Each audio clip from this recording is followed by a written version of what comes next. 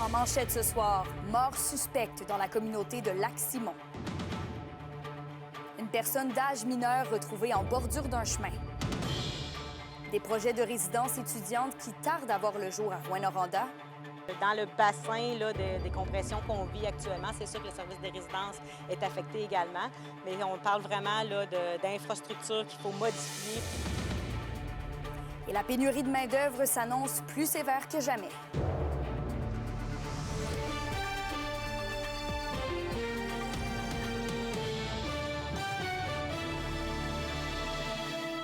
Bon lundi, merci d'être avec nous pour ce bulletin de nouvelles. On débute ce soir avec une mort suspecte dans la communauté de Lac-Simon. Une personne d'âge mineur a été retrouvée grièvement blessée la nuit dernière. Peu avant 3 heures, un passant a découvert le corps du jeune en bordure d'un chemin de la communauté, après quoi les services d'urgence se sont rendus sur place. L'individu a été transporté au centre hospitalier où son décès a malheureusement été constaté. L'équipe des crimes contre la personne de la Sûreté du Québec enquête présentement sur le dossier, mais n'a pas encore procédé à aucune arrestation. Et de son côté, le chef de la communauté tient une réunion d'urgence. Et un homme de 58 ans de Val-d'Or est porté disparu. Robert Rosaire Godbout, que vous voyez à l'écran, a été vu pour la dernière fois samedi dernier, le 9 août, dans le secteur de la 3e avenue. Il mesure 5 pieds 9 pouces, pèse 170 livres. Il a les cheveux gris et les yeux pairs. Il se déplacerait à pied. Donc, si vous le voyez, contactez le 911 puisque ses proches ont des raisons de craindre pour sa sécurité. Et à quelques jours de la rentrée scolaire, le cégep de l'Abitibi-Témiscamingue rencontre des défis dans l'avancement de ses 2 projets de résidence étudiante à Rouyn-Noranda. L'une des résidences devait être complétée pour l'automne, mais le cégep assure que la question du logement pour ses étudiants est sous contrôle. Noémie Rondeau fait le bilan tant avec le cégep qu'avec l'UQAT. Le cégep de l'Abitibi-Témiscamingue réévalue les échéanciers pour ses 2 projets de résidence à Rouyn-Noranda. L'ancien immeuble du diocèse sur l'avenue Codilly devait être rénové pour accueillir une 40aine d'étudiants dès la prochaine rentrée. Mais le cégep vise finalement la fin de l'année 2025 pour la livraison du projet.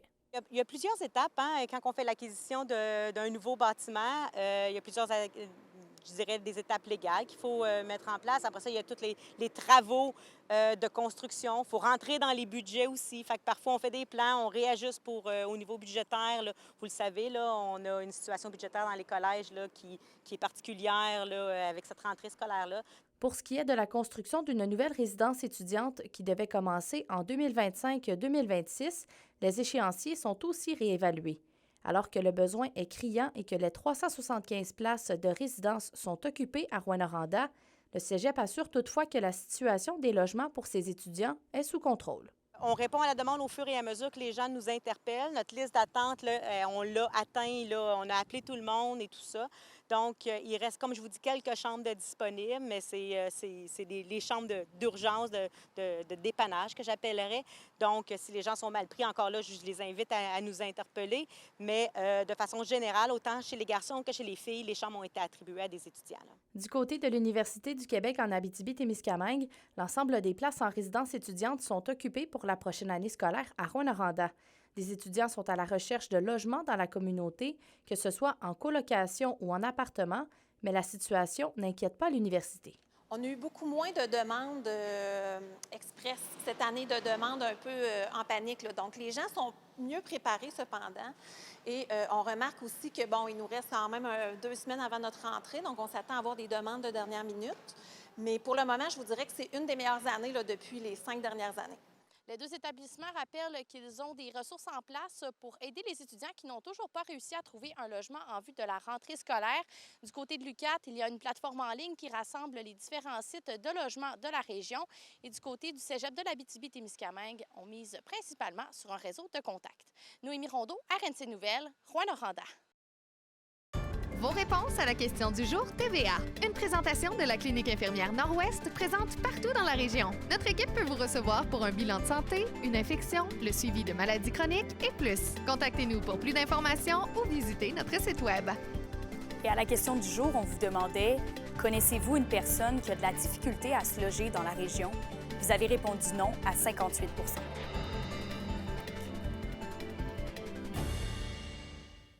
Et Et on poursuit en parlant d'immigration.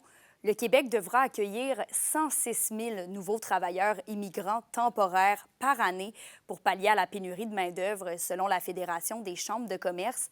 C'est presque 2 fois plus que le scénario envisagé par le gouvernement du Québec. Tous les détails avec Olivier Morin. 46 000. Voilà le nombre de travailleurs étrangers que le gouvernement provincial projette de faire entrer annuellement d'ici 2029. Pour la Fédération des chambres de commerce du Québec, la cible annuelle prévue par le gouvernement provincial est une catastrophe annoncée pour les entreprises frappées par la pénurie de main-d'œuvre. Si aujourd'hui, ça va être difficile, ça va être encore plus difficile dans 1 an, 2 ans, 3 ans, de trouver des gens pour faire fonctionner nos entreprises dans nos différentes régions. Il s'agit d'un scénario qui laisse entrevoir des impacts négatifs dans la région alors qu'il y a actuellement près de 4 000 postes vacants. Donc, on a des entreprises comme Métal Marquis, par exemple, en Abitibi, qui sont affectées par ces restrictions-là. Et quand on diminue le nombre de travailleurs qui sont disponibles, bien sûr, on perd des contrats parce qu'on n'est pas capable de les honorer, parfois des contrats à l'exportation. On réduit la production, on réduit les quarts de travail. Alors, éventuellement, c'est une diminution de l'activité économique de nos entreprises qui va se produire. Et selon des données du ministère de l'Emploi, le nombre de postes à combler atteindra un seuil important d'ici 10 ans. Quand on regarde le nombre de départs à la retraite, le ministère de l'Emploi évacue que d'ici 10 ans, il y a 1,4 million de postes qui seront en pourvoir au Québec. Selon la directrice de la FCCQ, ces postes ne pourront pas être pourvus que par la population québécoise pour assurer la survie des entreprises en région. Ces postes-là, ça ne peut pas juste être l'accroissement naturel, l'augmentation du taux d'activité des 15-64 ans, puis l'augmentation du taux d'activité des 65 ans et plus. Ça prend de l'immigration. Plus on réduit l'immigration, plus le nombre de postes vacants vont augmenter en région. La Fédération des chambres de commerce du Québec participera cet automne à la consultation du gouvernement pour présenter son mémoire en lien avec ces demandes. Olivier Morin pour RNC Nouvelles. Et vous l'avez sans doute ressenti, mais une importante vague de chaleur sévit dans la région, comme ailleurs au Québec, depuis la fin de semaine dernière. Environnement Canada signale aujourd'hui des températures dépassant les 30 degrés Celsius, avec un taux d'humidité élevé de près de 40.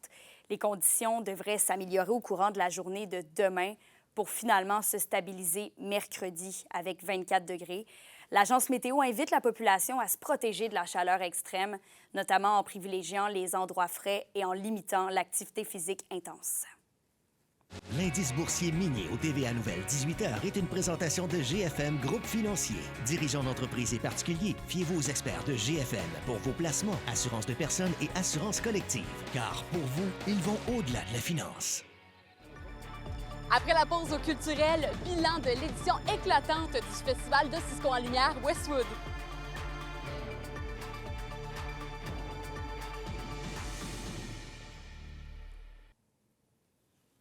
Les SADC de l'Abitibi-Témiscamingue et du nord du Québec vous présentent la bonne nouvelle économique TVA. Du 31 juillet au 3 août se déroulait la 25e édition du festival en Aou à Chibougamau. Plusieurs artistes régionaux et professionnels se sont succédés sur la scène Loto-Québec, offrant des prestations appréciées des milliers de festivaliers. Du classique feu d'artifice en passant par une foule d'activités diversifiées, le festival aura su plaire à un large public. Les SADC, partenaires de l'économie de la région. Tu veux faire ça? Ça? Ça? On a ce qu'il faut. Location MSN de Val-d'Or. Fier de célébrer avec vous notre 20e anniversaire et de présenter la chronique culturelle. Au culturel, Sarah Maud, encore une fois, grosse réussite pour Osisco en lumière Westwood. 5 jours de pur bonheur, mais également de bonne musique dans nos tympans. L'édition 2025 a su plaire à tous et à toutes avec tout style de musique confondu. Je peux penser entre autres au côté pop de William Cloutier, mais également jusqu'au punk rock de Smash Mouth. Plus de 20 artistes ont monté sur scène d'Osisco en lumière Westwood. Le président considère que c'est une réussite encore une fois cette année et l'organisation est vraiment, mais vraiment fière du rendu. Et là, moi, je vais voir si je me rends jusqu'à la fin de la chronique culturelle. Il commence à pleuvoir. Mais on ne se cachera pas que financièrement parlant, du côté d'Osisco en lumière, il y a eu quelques difficultés. On utilise le mot fantastique en ce moment parce que on est rempli d'émotions positives. Ça s'est bien passé, c'était beau, il a fait beau, les gens étaient heureux. Donc fantastique, je pense que c'est le bon mot en ce moment. Le plus grand défi de cette année, ça a été les finances. Tout simplement de garder ça bien serré. On a eu beaucoup moins de budget que d'habitude pour opérer le même festival. Toute l'équipe s'est resserré le portefeuille, la ceinture, relevé les manches, puis on a réussi à faire quelque chose de, je crois, magnifique avec les moyens qu'on avait. Moi, mon plus grand défi, mais présentement, c'est la météo. Mais honnêtement, je ne peux pas passer à côté de la soirée du mercredi. Les fans de Star Academy ont été servis. Tous les académiciens et académiciennes se sont rassemblés sur scène. Petit clin d'œil à nos Abitibiens, Camille Cormier-Moras et Loïc Trépanier, qui ont fait une performance de feu autant en solo qu'en groupe. Et honnêtement, ce fut une performance de feu. Laissez-moi retrouver ma feuille, mais j'ai posé la question au président du festival, un peu comme devoir choisir qui est son enfant préféré. Quel a été le moment préféré et chouchou du festival? Alors moi, je pense que le début du spectacle de Brandvan 3000, personnellement, a été mon préféré. C'est un artiste qui avait très peu de chances de passer dans un Rouyn-Noranda. C'était quelque chose de créatif à apporter, puis de le voir se réaliser enfin, pour moi et certains membres de l'équipe, c'était quelque chose de vraiment génial à voir.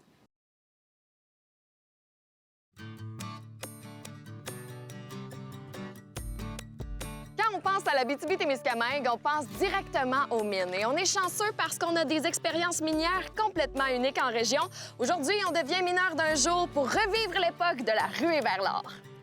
Dans la Cité de l'Or, vous vivez une expérience unique en effectuant une visite à 91 mètres sous terre. Ça, là, ça équivaut à la longueur de 9 autobus jaunes à la queue leu-leu.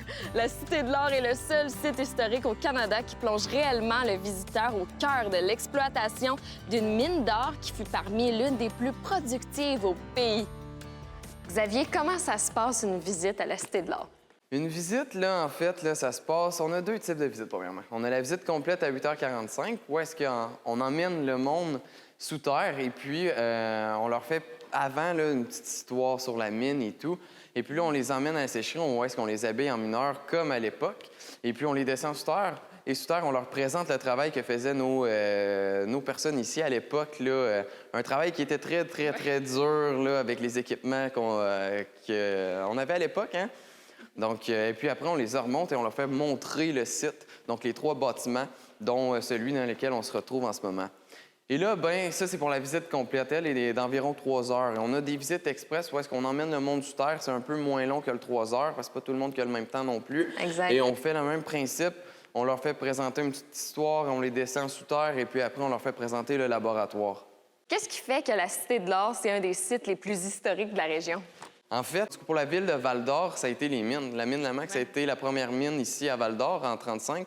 Et c'est vraiment à cause de cette mine-là que Val-d'Or est ce qu'on connaît aujourd'hui. Et toi, Xavier, ça fait cet été que tu es ici à la Cité de l'Or. C'est quoi ta partie préférée d'une visite de la mine ou peut-être un petit trésor caché? OK, bien, moi, pour être honnête, là, ce que j'adore de mon emploi ici à la Cité de l'Or et tout, on échange avec du monde qui, eux, ont vécu des choses, que leurs familles ont travaillé ici, que leurs familles étaient des immigrants qui sont venus travailler au Canada. Et puis là, ils sont « Oh, mes grands-parents, ils travaillaient ici, fait qu'on veut juste venir voir à quoi ça leur ressemblait. » Avoir des discussions comme ça avec le monde, c'est très enrichissant, c'est très agréable, très le fun. Je pense que c'est mon petit trésor là, de la Cité de l'Or, ce que ça m'apporte à moi. Bien, merci beaucoup, Xavier. Puis Bien, je te souhaite d'en avoir plein d'autres, des belles discussions enrichissantes ici. Merci beaucoup. Maintenant, j'ai le goût d'en apprendre plus sur les roches et minéraux qui sont récoltés dans les mines. Direction le musée minéralogique de Malartic. Chantal, comment est né le musée minéralogique à Malartic? Ça fait longtemps qu'il est né, plus de 50 ans. Oui. Donc, c'est en 1972. À l'époque, c'était une petite église. Puis ensuite, le bâtiment actuel a été érigé en 1979. Et là, en 2025, qu'est-ce qu'on peut découvrir ici au musée pour les gens qui sont jamais venus faire un tour? On a entre autres la salle d'exposition temporaire qui permet de visiter à chaque été une exposition différente. Cet été, on présentait la place des femmes, plus de 50 photographies de femmes qui œuvrent ici dans le domaine minier. On a aussi une partie qui est l'exposition permanente. On a un simulateur de tremblement de terre. On a aussi une magnifique collection d'échantillons d'or véritables, d'or visible. Et à Malartic, il y a un autre attrait pour le circuit minier, c'est la mine canadienne Malartic et vous offrez des visites, c'est bien ça? Oui. C'est un tour guidé en autobus. On visite la fosse sur le site même. Puis on fait un arrêt au garage pour voir la machinerie utilisée de plus près et les fameux gros camions de 140 tonnes qui transportent les minerais. Eh bien, merci beaucoup, Chantal. Merci. Je vous souhaite un bel été ici au musée. Merci beaucoup. Et voilà, maintenant, vous en savez plus sur l'industrie qui fait vivre notre région. Tu sais, l'Abitibi-Témiscamingue, là, c'est pas un trou, c'est précieux. Les Foreurs de Val-d'Or se préparent à leur camp d'entraînement qui commence cette semaine et des jeunes provenant d'équipes de la région y participent. On en discute après la pause.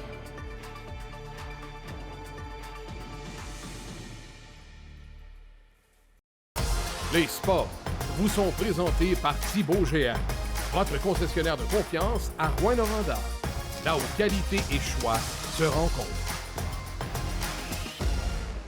La saison du hockey junior arrive à grands pas et les Foreurs de Val-d'Or amorcent justement leur camp de développement cette semaine. En coulisses, l'équipe a aussi bougé, ajoutant du renfort à l'attaque après une importante transaction. Un reportage de Zachary Desrosiers. Dans quelques jours, le camp de développement des Foreurs de Val-d'Or prendra son envol. Dès mercredi, 29 joueurs, dont 8 ici de la région, seront présents tout au long de la semaine à des entraînements ainsi qu'à 2 matchs face aux Huskies. C'est la chance pour les joueurs repêchés de démontrer leur savoir-faire et tenter d'obtenir l'un des rares postes disponibles pour la prochaine saison. Maxime Desruisseaux, entraîneur-chef et directeur général, se montre fébrile devant la compétition qui s'annonce entre les joueurs. On a plusieurs belles bagarres, là, que ce soit dans les buts, là, un Caron, un Moreau, un Girolamo, La Roche. Également, à la défense, on a quand même encore un ou deux spots de libre. Donc, j'ai hâte de voir James Roberts, qu'on a repêché, pas au repêchage-là, mais l'autre d'avant. J'ai hâte de voir des Paxton de ce monde qui ont joué Midget M18-3 l'an dernier. J'ai hâte de les voir. J'ai hâte de voir Sosechi aussi, là, qui a eu un engagement justement avec une université NCA. Donc, déjà un jeune âge, fait qu'assurément que c'est un excellent choix de troisième ronde. On a des belles recrues aussi un petit peu plus âgées, en Sheldon Rioux qui fait son arrivée également.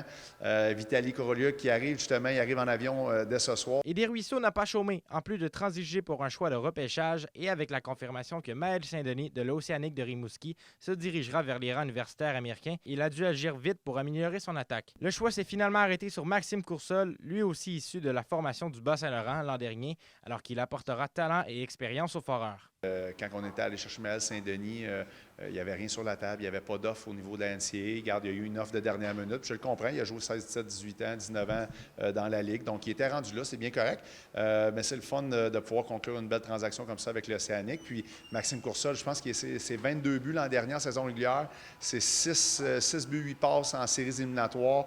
Il a vécu la Coupe Memorial, il est allé en finale de la Coupe également, Gilles Courteau. Donc, regarde, on avait besoin d'un allié droit, donc ça va être le fun. Ça va être Veilleux, Brisson, Coursol, ça va être Fiala, peu importe. Mais regarde, ça nous donne des munitions pour justement avoir encore plus de punch sur notre top 6. Avec le nouveau règlement qui autorise les joueurs à signer des ententes avec la NCAA à n'importe quel âge et en tout temps dans l'année, les équipes doivent désormais réagir rapidement et s'habituer à composer avec ce type de situation. Ça va arriver encore, ça va arriver à nous, mais ça va arriver à d'autres équipes également. Puis, écoute, ça va être challengeant, mais ça fait partie de la vie maintenant. C'est une réalité à laquelle on fait face. Puis, ça va être à nous de s'ajuster. Puis, ça va nous arriver encore. Puis, il faut juste être prêt. Il faut juste être dynamique. Puis, regarde, la transaction avait été bien ficelée avec l'Océanique où on avait déjà une entente que si jamais ça l'arrivait, il devait nous rembourser. On avait bien fait les choses. Puis, je suis bien content que Maxime se présente ici dimanche, là.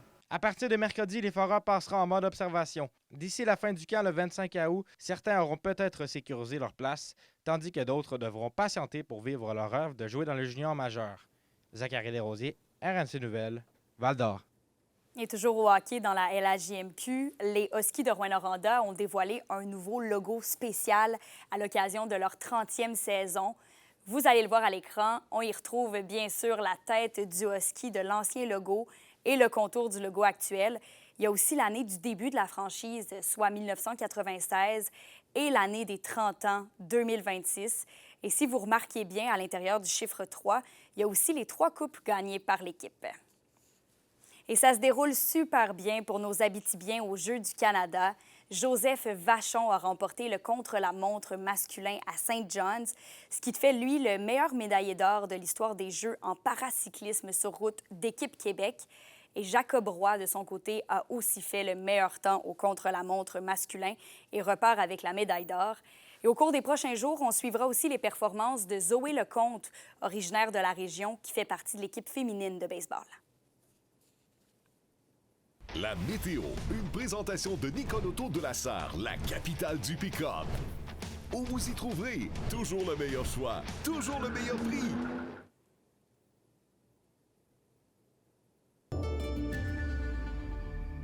À la météo, je pense que j'ai pas besoin de vous dire qu'il pleut à l'extérieur. On l'a vu un petit peu plus tôt avec Sarah Maud qui s'est fait surprendre par l'orage au culturel.